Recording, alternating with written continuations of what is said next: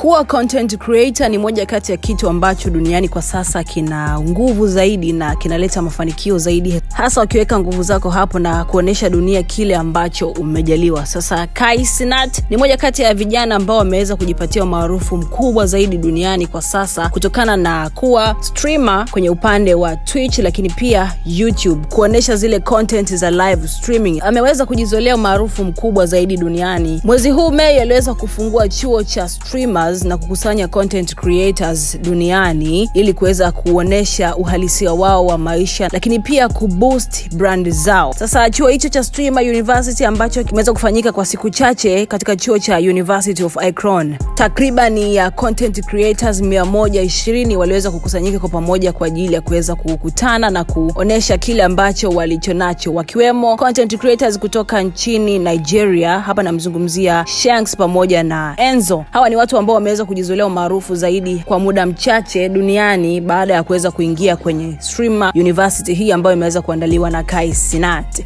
Sasa Streamer University imeweza kuweka headlines nyingi sana duniani baada ya mara ya kwanza kabisa Kai Cenat kuweza kutangaza application kwa content creators kuweza kuapply na baadaye review online hizo applications zote na kuchagua ni nani ambaye ataweza kujiunga na chuo hicho. Yes, so finally kwa siku ya jana baada ya kuweza kuingia kwa mara ya kwanza ilipofika Mei 18, na tuliweza kuona drama zote ambazo ziliweza kuendelea na kuweza hata kuleta sura mpya kwenye macho ya watu. Hapa namzungumzia moja kati ya mtu ambaye ameweza kupendwa sana na watu duniani, ni Tota. Huyu ni kijana kutoka nchini Brazil na chemistry yake na Ray, kijana kutoka nchini Taiwan, ambaye wote tulikuwa tunamfahamu akiwa karibu sana na Kai Cenat na kundi la AMP. Sasa katika speech ambayo Kai Cenat aliweza kuzungumza usiku wa jana wakati akifunga Streamer University, aliweza kutoa maneno mengi ya shukrani, lakini pia kushukuru watu wote na kila mmoja ambaye aliweza kuisupport Streamer University katika kumotivate, lakini pia kusupport kwa kila ambacho kimeweza kuendelea. Lakini pia Drake ni moja kati ya wasanii ambao waliweza kutoa speech kwa upande wa video, ambapo aliweza kuzungumza na wanafunzi takriban 120 ambao wapo kwenye chuo hicho cha streamer na kuweza kuwapa motivation kwamba kwa kile ambacho wanacho wasijidharau na kuweza kufanya na kuweza kutia juhudi zao, kwa sababu tumeweza kuona show nyingi sana zimeweza kuwatoa watu wengi